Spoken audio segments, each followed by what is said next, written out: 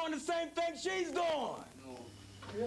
All right, are you telling me that what she does in Johannesburg we can't do here? Why? Now, the problem... No, wait, just answer that. What she does, is there a different system in Johannesburg than Durban? I think we have to entertain another question, please. Yes. I acknowledge the fact that you say this lady paid so many people. Yes. But then I doubt the source from where she acquired the Go ask her. Follow her. Follow her and find out where she got. That's simple. We just state the problem. We don't have to guess. We don't have to doubt. Follow her. If she's feeding 20,000, that's a lot of food. She can't hide it under her arms, so you just simply follow her, say, sister, where are you going, and where are you going, and then you know where the food is, and then you say, well, why don't we do the same thing? What I am stressing is let us stop complaining and do what someone else has done. If no one has done it, then I would agree with you. Maybe it can't be done. Here is a lady who took her time, like Biko's son's mother. She actually is teaching and has taught the women, poor women, how to farm who didn't have anything to eat. Now they're eating. Why can't we do that? Why can't we take this lady with 20,000 people and do it here? So you may tell me Johannesburg is different than Durban, and that may be true. All you have to do is show me the reason she can do it in Johannesburg and the reason we cannot do it here is X, Y, and Z. Then I say, fine, brother, let's get together and find out how we will get around the problem of Durban. I'm not going to give up. Just, I want to find out what the rules are, and I'm going to come up with a solution. She came up with a solution for Johannesburg. We will come up with a solution for Durban. But if we sit here for the next 10 years and say we can't, there's too much opposition, it can't be done, it will not. While we are still debating among ourselves, the people will still be starving.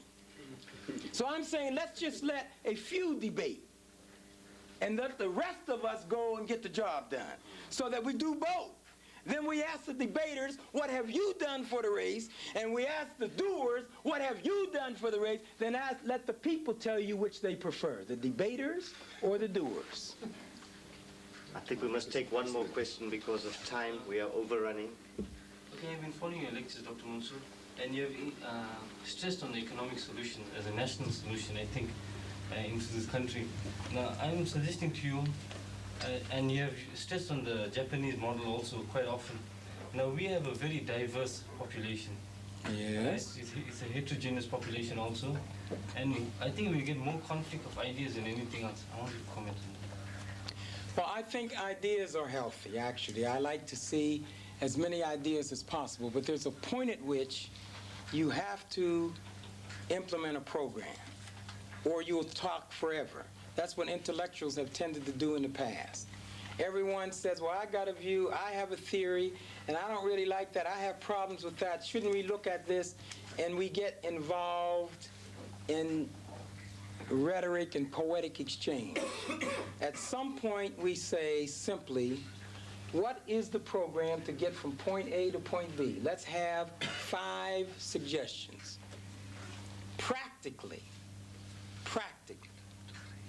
What are the goals? We can't do everything. We can't solve all the problems regardless to how sincere we are. So let's outline a number of problems that we can solve.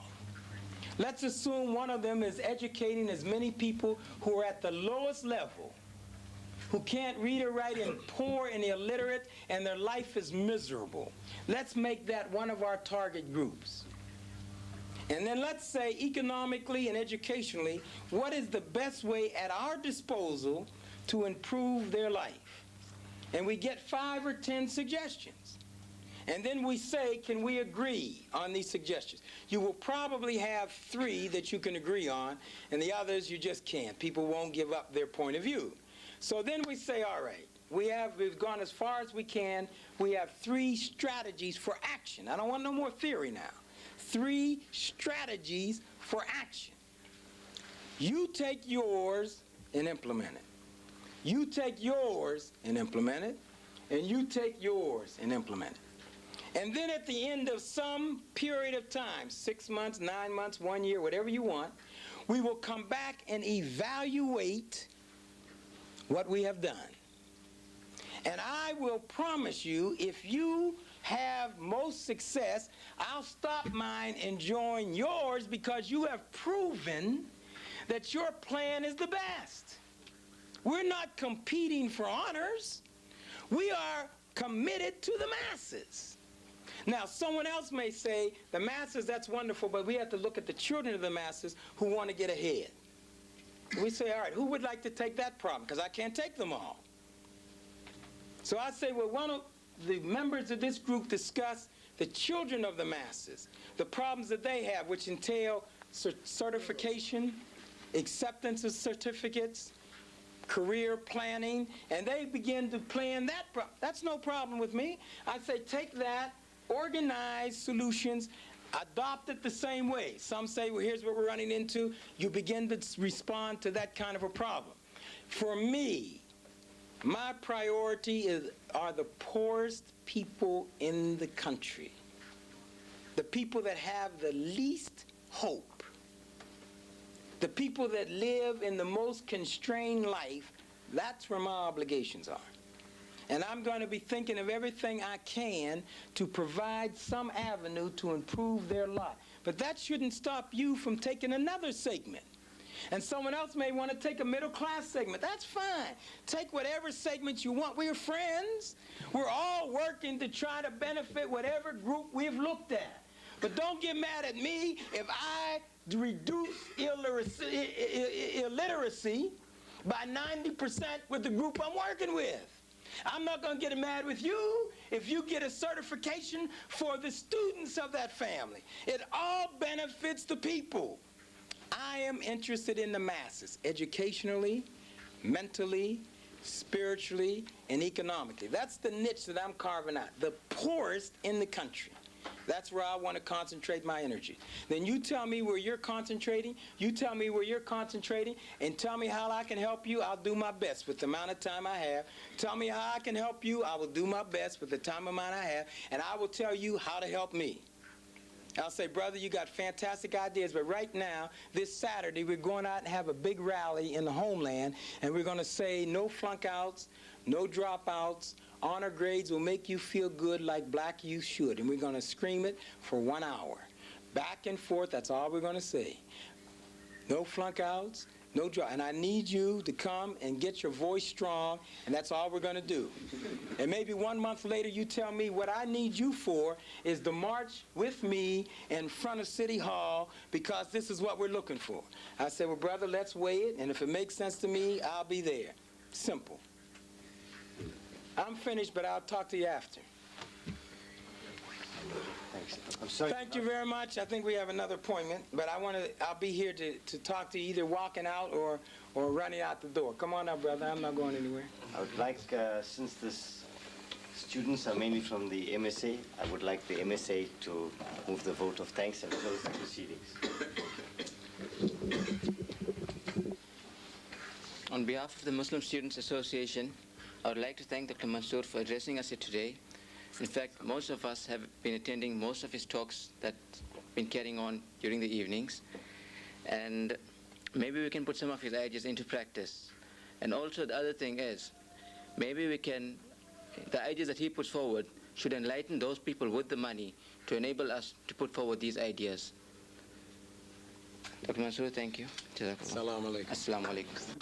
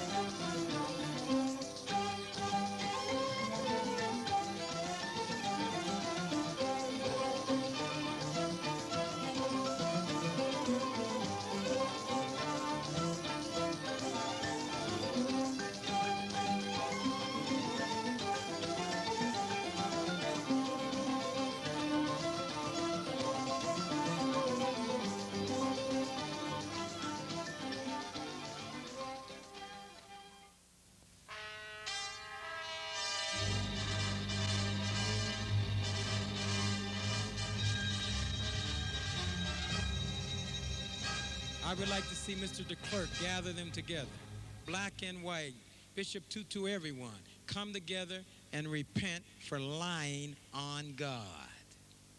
Now, I would ask you as a Christian, one who proclaims and professes to have met Jesus, how are you and your people going to develop 2 million jobs for the country? All right. How are you going to stop making the Pope white, Mary white, Jesus white, Moses white when they were not white? When and where are you going to develop a mass education program and not tell the people to wait till they get to heaven? When are you going to tell the man with 47 cars to sell those cars and give that money back to the poor people so that they might have a decent life? When are you going to repent on behalf of the Christians for enslaving the people, the descendants of whom are in this building tonight? When are you going to repent for causing the slaves to be prostitutes? When are you going to repent and ask forgiveness? When are you going to ask the white people to give back at least half of the 87% of the land that they stole in view of the fact that the Bible said, thou shalt not steal? When are you going to persuade your Christian white brothers to not control 95% of every asset in this country? And finally, when are you going to persuade the white people to give to the Tswana tribe all the Kimberly property that was the birthplace of all of the diamonds, and give them an accounting for all the money due to them?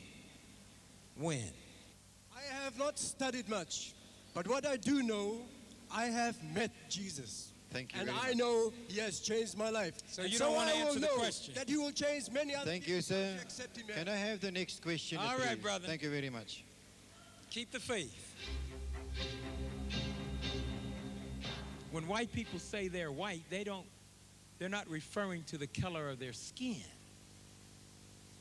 If Margaret Thatcher gets a suntan, I don't know what it would look like, but let's just assume that Margaret Thatcher got a suntan. You wouldn't call her a colored woman, would you? You would still call her a white woman, even though her skin may be brown. What do you mean when you say white? You mean that she is from Europe. So whether she's Italian, white, Sweden, white, England, white, France, white. White means coming from Europe.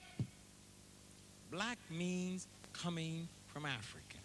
So whether we're fair skin, brown skin, dark skin, East Coast, West Coast, North, South, if we're from the black continent and we've been here 300 years, we are black people from the black continent.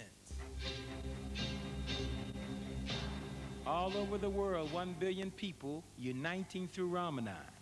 That's why I'm hopeful and optimistic that by the year 2050, when 1 out of every 2 persons would have been born a Muslim, we would have the first real meaningful opportunity for a permanent world peace. Assalamu alaikum. This country could explode. Who will be the first targets? The businessmen, the lawyers, those who didn't want the masses in their office. They will come without your permission. So if Hitler killed 6 million Jews who were European Jews, and Hitler was a European, give the Jews part of Germany, not of Palestine. Sure, he works, so do I. Raising the kids is not easy. Cooking and washing and taking them to school, this is not easy. He doesn't seem to understand I work too.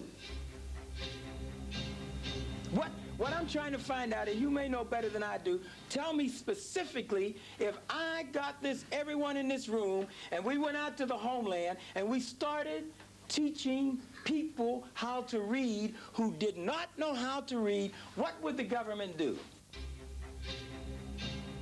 What I'm saying to you in closing is that there is a great opportunity to really be a new South Africa and a new African. Forget the begging.